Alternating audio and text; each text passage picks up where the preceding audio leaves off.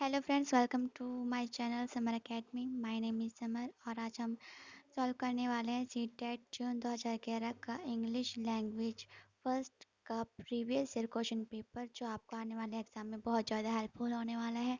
और अगर आपने सीडीपी मैथ और ईवीएस की वीडियोस नहीं देखी हैं प्रीवियस ईयर क्वेश्चन पेपर की, तो आप हमारे चैनल की प्लेलिस्ट में जाकर देख सकते हैं। तो चलिए आज हम अपना इंग्लिश का पेपर 1 लैंग्वेज फर्स्ट सॉल्व करेंगे, जिसमें 30 क्वेश्चन होने वाले हैं।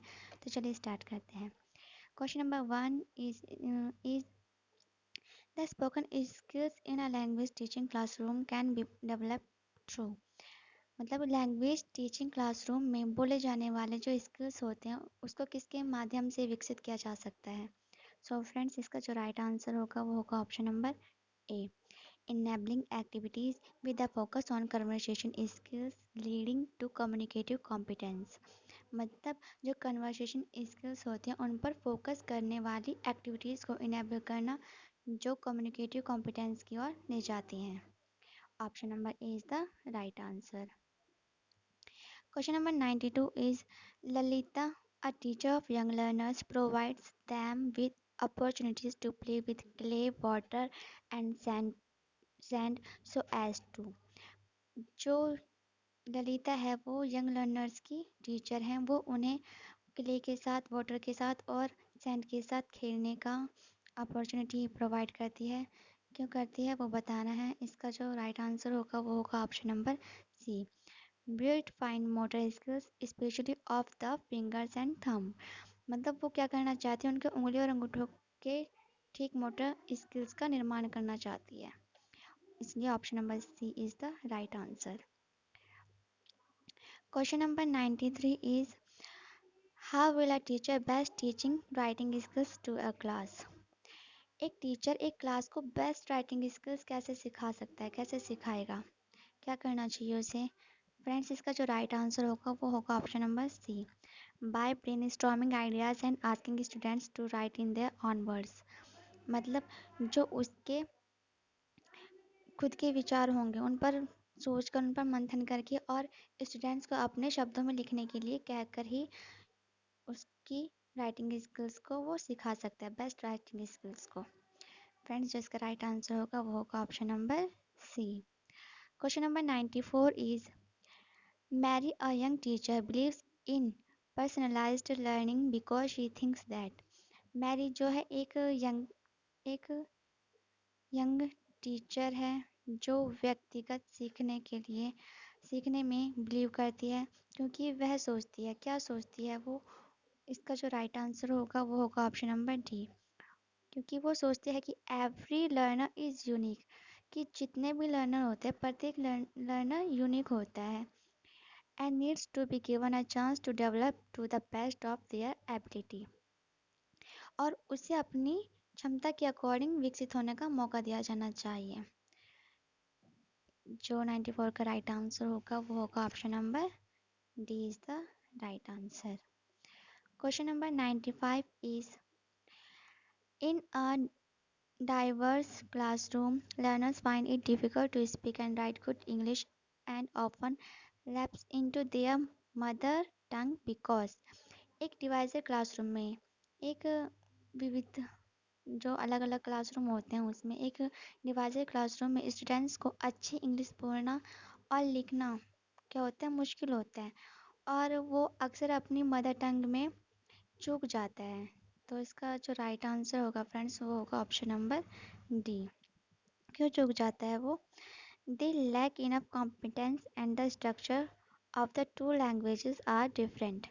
क्योंकि उनके पास जो पर्याप्त क्षमता की कमी है और दो लैंग्वेजेस की स्ट्रक्चर उनकी अलग अलग होती है, इसलिए वो उन अपनी मदर टंग में वो लैप्स हो जाते हैं, चूक जाते हैं। 95 का जो राइट आंसर होगा वो होगा option number D. Question number 96 is a child studying in class third says, I drank the water. It indicates that the child। Class third में पढ़ने वाला एक बच्चा है, वो कहता है आई ड्रैंक द वाटर, मतलब मैंने पानी पिया। ये क्या चीज़ इंडिकेट करता है, क्या बताता है ये। इसका जो राइट आंसर है वो है option number A, has overgeneralized the rule for marking past tense verb, showing that learning is taking place. मतलब जो पास्ट टेंस वर्ब को मार्किंग करने के लिए रूल्स को अधिक ओवर जनरेट किया गया है, यह शो कर रहा है कि बच्चा जो हो रहा है वो सीख रहा है, बच्चे का सीखना हो रहा है। जो ऑप्शन नंबर 96 का राइट आंसर होगा फ्रेंड्स वो होगा option number A. Question number 97 is Leena uses big reading books in her language classes too. जो लीना है वो अपनी क्लासेस में बिग रीडिंग बुक्स का उपयोग करती है। क्यों करती है?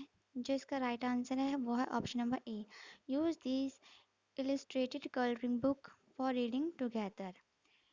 वह इलस्ट्रेटिंग कलरिंग बुक का एक साथ पढ़ने के लिए उपयोग करें, वो ये बताना चाहती है अपनी बिग रीडिंग बुक के ज़रिए से। फ्रेंड्स इसका जो राइट आंसर होगा वो होगा option number A. Question number 98 is grammar should be taught by. Grammar पढ़ाया जाना चाहिए। कैसे पढ़ाया जाना चाहिए? इसका जो राइट आंसर है वो है option number B, enabling practice in the context. Context में प्रैक्टिस प्रैक्टिस को सक्षम करना, इनेबल करना ही ग्रामर, इसके द्वारा ही ग्रामर को पढ़ाया जाना चाहिए। Option number B is the right answer. Question number 99 is children who are differentially able to join a new school, teachers give different reaction. Which one reflects the concept of inclusive education? वे वे बच्चे जो किसी एक new school में शामिल होने के लिए अलग अलग तरह से एबल हैं, और जो टीचर हैं वो अपनी अलग अलग रिएक्शंस को देते हैं। मतलब जो इंक्लूसिव एजुकेशन है उसकी अवधारणा को कौन दर्शाता है? फ्रेंड्स जो इसका राइट आंसर होगा वो होगा option number A, good. It will provide a good opportunity for the children to learn to help each other and be supportive. जो ये अच्छा, जो ये गुड है, ये ही क्या करता है, ये बच्चों को एक दूसरे की हेल्प करने में और उनको सहायक बनाने के लिए सीखने का एक अच्छी अपॉर्चुनिटी प्रोवाइड करेगा। इसलिए option number A is the right answer. Question number 100, the right of children to free and compulsory education act 2009 stipulates that learning should be. जो बच्चों को free and compulsory education act 2009 के अनुसार निःशुल्क और अनिवार्य शिक्षा का अधिकार अधिनियम बनाया था, तो उसमें जो अधिगम है, उसमें जो लर्निंग है वो कैसे होनी चाहिए? इसका जो राइट आंसर होगा वो होगा option number A, through activities is a child friendly manner. बच्चों के अनुकूल तरीके से गतिविधियों के माध्यम में उनकी ऐसी लर्निंग होनी चाहिए। Option number A is the right answer. Question number 101 is a teacher can cater to the learning style of all the children by। एक टीचर सभी चिल्ड्रन की सीखने की स्टाइल को किसके द्वारा पूरा कर सकता है? इसका जो राइट आंसर होगा वो होगा option number B, employing a variety of teaching methods and modes of assessment which cater to diversity among learners। मतलब विभिन्न टीचिंग मेथड और मूल्यांकन के तरीकों को नियोजित करना जो लर्नर्स के बीच डाइवर्सिटी मतलब विविधता को पूरा करते हैं। ये इसका राइट आंसर होगा, option number B is the right answer. Question number 102 is as part of a class project. एक क्लास को प्रोजेक्ट के हिस्से के रूप में a teacher planned a salad fruit celebration day in which all learners needed to participate. The boys protested as they felt that boys do not cook, the teacher should। एक class में एक project के हिस्से के रूप में क्या किया, एक टीचर ने सलाद, जो फलों का जो सैलड है उसको उत्सव दिवस की योजना बनाई, जिसमें सभी स्टूडेंट्स को भाग लेने की आवश्यकता थी। जो लड़के थे उन्होंने इसका क्या किया, विरोध किया, क्योंकि उन्हें लगा कि लड़के खाना नहीं बनाते हैं। लेकिन टीचर को फिर क्या करना चाहिए ये हमें बताना है। फ्रेंड्स इसका जो राइट आंसर होगा वो होगा option number A, make an attempt to counsel the boys impressing upon them that gender stereotype is not healthy। लड़कों को सलाह देने का प्रयास करना चाहिए, उन्हें प्रभावित करें कि जो स्टेरियोटाइप है, जो जेंडर स्टेरियोटाइप है वो इज नॉट हेल्दी, वो स्वस्थ नहीं है। इसलिए जो 102 का राइट आंसर होगा वो होगा ऑप्शन नंबर ए।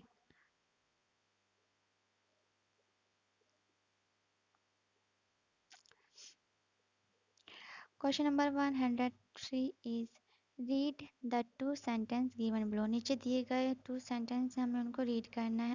मतलब जो नीचे दिए गए दो सेंटेंस हैं उनको पढ़ना है, और फिर इसमें दिया गया है अ लिजर्ड एट द फ्लाई, जो छिपकली है वो उसने मक्खी खा ली, और the fly at the lizard, जो मक्खी है उसने छिपकली खा ली। A teacher can use this example to explain that। जो टीचर है उस इस एग्जाम्पल के जरिए क्या एक्सप्लेन करना चाहता है, दिया। इसका जो राइट आंसर होगा फ्रेंड्स वो होगा option number D. When subject and object change position, the meaning of the sentence change। मतलब जब सब्जेक्ट और ऑब्जेक्ट की पोजीशन चेंज होती है तो जो सेंटेंस होता है उसका मीनिंग भी बदल जाता है। Option number D is the right answer. Question number 104 is Ritu often makes errors in subject verb concord, the teacher can help her by। Ritu क्या करती है, सब्जेक्ट वर्ब कॉन्कॉर्ड मिस्टेक्स करती है, टीचर उसकी हेल्प कैसे कर सकता है। जिसका राइट आंसर होगा वो होगा option number C, taking up many example for the entire class and playing special attention to Ritu. मतलब जो टीचर है उसको पूरी कक्षा के लिए कई एग्जाम्पल लेना लेना चाहिए, और जो रितु है स्पेशल उस पर ज़्यादा ध्यान देना चाहिए। इसलिए इसका जो राइट आंसर होगा वो होगा option number C. Option number C is the right answer. Question number 105 is Ria is unable to pronounce the words smile and school clearly. As her teacher, what will you do? जो रिया है वो smile and school जो word है उनको सही तरीके से प्रोनाउंसेंस नहीं कर सकती है, वो करने में वो अनेबल है। उसकी टीचर के रूप में अगर आप एक टीचर हैं तो आप क्या करेंगे। फ्रेंड्स, इसका जो राइट आंसर होगा वो होगा option number D, make Ria understand the meaning and should pattern and get the class as a whole to listen to these words through an audio visual medium। मतलब रिया को meaning और जो sound pattern है उसको समझाएं और पूरी class को ऑडियो विजुअल के माध्यम से इन वर्ड्स को सुनने के लिए कहें।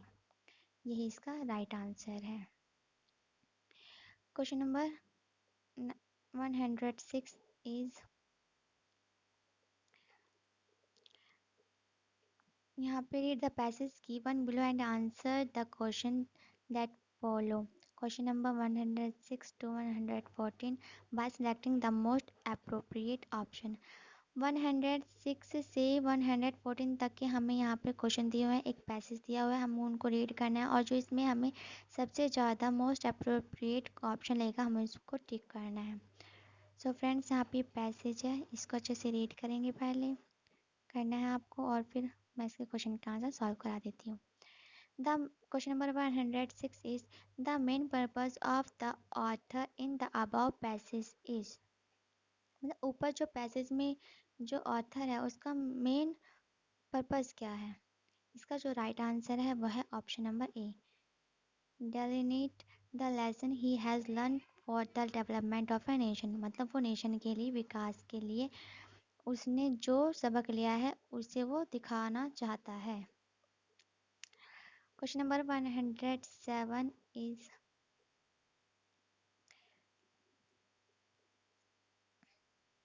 the first piece of the development puzzle according to the author is। जो लेखक के अकॉर्डिंग डेवलपमेंट जो पजल है उसका जो फर्स्ट पार्ट है वो बताना है क्या है। इसका जो राइट आंसर होगा वो होगा option number D, the importance of decent inspired and industrious people for a nation's development. मतलब एक नेशन के डेवलपमेंट के लिए जो डिसेंट हैं, जो सभी इंस्पायर्ड मतलब प्रेरित, और इंडस्ट्रियस मतलब मेहनती लोगों का महत्व ही बहुत ज़्यादा होता है। इसलिए option number D is the right answer. Question number 108 is Mahatma Gandhi pro provide the only leadership by example can. जो महात्मा गांधी हैं उन्होंने साबित कर दिया कि एक उदाहरण द्वारा उन्होंने साबित कर दिया कि केवल नेतृत्व ही कर सकता है। क्या कर सकता है? केवल। फ्रेंड्स, जो इसका राइट आंसर होगा वो होगा option number A. Gain the trust of the people so that they are willing to make sacrifice for a larger cause। मतलब लोगों का विश्वास हासिल करें ताकि वे एक बड़े कारण के लिए बलिदान करने को तैयार हों। इसलिए option number A is the right answer. Question number 109 is the expression walking the talk means. जो इसमें एक्सप्रेशन दिखाया गया है वॉकिंग एंड टॉक का, उसका क्या मतलब है? इसका जो राइट आंसर होगा वो होगा B, practising what one preaches। मतलब चढ़ना और वॉकिंग एंड टॉक मतलब चढ़ना और बात करना है। जो इसका मतलब है हिंदी में, इसका मतलब है जो उपदेश देता है उसका अभ्यास करना। जो हमें प्रीचेस कर रहा है उसका हमें प्रैक्टिस करनी चाहिए। सो फ्रेंड्स, 109 का जो राइट आंसर होगा वो होगा option number B. Question number 110 is the colonial mindset of dark elite in white masks with reference to the passage is। जो पैसेज में ये जो यहाँ पर दिया गया है dark elite in white mask, इसके हमें कॉलोनियल माइंडसेट क्या होगा इसका? इसका जो राइट आंसर है वो है option number D, an assumption that the administrators and politicians have more rights and privileges than the common people। ये एक धारणा है कि प्रशासकों मतलब जो एडमिनिस्ट्रेटर्स होते हैं, पॉलिटिशियंस होते हैं, ओके, और उनके पास आम लोगों की तुलना में अधिक अधिकार और विशेष अधिकार है। सो फ्रेंड्स, इसका जो राइट आंसर होगा वो होगा option number D. Question number 111 is extolling the virtues of poverty while living in luxury is an instance of। मतलब एक्सट्रॉलिंग में रहते हुए जो गरीब लोग होते हैं उन गरीबी के गुणों का गुणगान करना, मतलब कि मतलब भले ही वो बड़े लोगों पर कहते हैं यार हमारे पास ये नहीं है, हम बहुत गरीब हैं, तो हमें ये किस चीज़ का एग्जाम्पल है वो हमें बताना है। इसका जो राइट आंसर होगा वो होगा option number C. Option number C is the right answer. The hypocrisy of the people of our country. मतलब जो हमारी कंट्री के लोगों का ये हाइपोक्रेसी है, उनका पाखंड है ये। सो फ्रेंड्स, इसका जो राइट आंसर है वह है option number C. Question number 112 is I realised fairly early that this was the second piece of the development puzzle. The underlined part of this sentence is or an is a or an। ये जो मुझे आई realise very early मतलब मुझे काफ़ी पहले ही एहसास हो गया था। ये जो यहाँ पे अंडरलाइन किया हो गया सेंटेंस है, हमें इस सेंटेंस का जो अंडरलाइन वाला पार्ट है हमें उसमें बताना है कि किस चीज़ का ये क्या दर्शाता है, इस वाक्य का रेखांकित भाग क्या है। फ्रेंड्स, इसका जो राइट आंसर होगा वो होगा ऑप्शन नंबर ए, ये नाउन क्लोज है, ये नाउन क्लोज दर्शा रहा है, इसलिए option number A is the right answer. Question number 113 is pick out a word or phrase from the second paragraph of the passage that means the same as to make something go slower। Passage के दूसरे paragraph से एक word या जो पूरा sentence है, passage है, चुना गया है जिसका अर्थ है, यहाँ पे दिया गया है यहाँ पे to make something go slower, कुछ धीमा करना। मतलब नीचे जो वर्ड्स दिए गए हैं हमें पैसेज में से छांटना है कि ये गो स्लोवर का इसमें से क्या मीनिंग हो सकता है। गो स्लोवर का मतलब तो होता है धीमा करना। तो फ्रेंड्स, इन चार ऑप्शंस में से किसका मतलब है धीमा या कम मंद करना? इसका जो राइट आंसर होगा वो होगा ऑप्शन नंबर ए। डिक्लेरेटिंग, इसका मतलब भी होता है धीमा करना या मंद करना। Option number A is the right answer. Question number 114 is development is a noun with meant as a suffix. Which of the following will become a noun if we add the suffix meant to it? Development, जो develop है, जो यहाँ पे development दिया गया word है, ये suffix के रूप में मेंट के साथ एक नाउन है। अगर हम इसमें डेवलप में मेंट जोड़ देते हैं तो वो एक नाउन बन जाता है। यदि अगर हम इसमें मेंट सफिक्स जोड़ दें तो निम्न में से जो नीचे दिया हुआ है, ये जो वर्ड्स हैं, इनमें से कौन सा नाउन बन जाएगा? फ्रेंड्स, इसका जो राइट आंसर होगा वो होगा option number A, ancient is the right answer. Option number A is the right answer. Question number 115, read the poem given below and answer the question that follow. Question number 115 to 120 by selecting the most appropriate option. यहाँ पे हमें 115 से 120 तक के question दिए गए हैं। इनमें जो हमें एक फॉर्म दी गई है, हमें उसको पहले रीड करना है, फिर हमें उनमें से जो अप्रोप्रिएट ऑप्शन होंगे हमें उनमें से एक सिलेक्ट करके उसको मार्क करना है। सो फ्रेंड्स, यहाँ पे आप फॉर्म पढ़ सकते हैं। ये मैं इसको सॉल्व करा रही हूँ। क्वेश्चन नंबर हमारा 115 है। The women described in the poem, जो एक महिला है वो इस पोएम में क्या डिस्क्राइब करना चाहती है? इसका जो राइट आंसर होगा वो होगा option number D, was no more, मतलब और नहीं था। बस ये इसमें वो शो करना चाहती है, डिस्क्राइब करना चाहती है। Option number D is the right answer. Question number 116 is the women was always tired because, जो वुमेन है वो हमेशा थकी रहती है। इसका जो राइट आंसर है वह है option number A, she did all the house hold work without any help, क्योंकि वो पूरा दिन बिना किसी की हेल्प से हमेशा सारा काम वो अपने आप ही करती है, इसलिए वो हमेशा थकी रहती है। Option number A is the right answer. Question number 117 is the women wanted to go to a place where, wanted to place, जो वुमेन है वो एक ऐसी जगह जाना चाहती है, कैसी जगह जाना चाहती है वो? यहाँ पे जो राइट आंसर होगा फ्रेंड्स वो होगा option number D, people didn't cook wash और सीव, जहाँ पर लोग ना तो पकाते हों, ना धोते हों, ना वो सिलाई करते हों, वो ऐसी जगह पर जाना चाहते हैं जहाँ पर कोई कुछ काम नहीं करता। Option number D is the right answer. Question number 118 is the women's account in the poem shows, जो पोएम है उसमें जो महिला है उसका अकाउंट क्या दर्शाता है, उसका वृत्तांत क्या दर्शाता है, हमें बताना है। सो फ्रेंड्स, इसका जो राइट आंसर होगा वो होगा option number C, how overworked a housewife is, एक वुमन कितना ज़्यादा काम करती है, इस पोएम में यही दर्शाया गया है। Option number C is the right answer.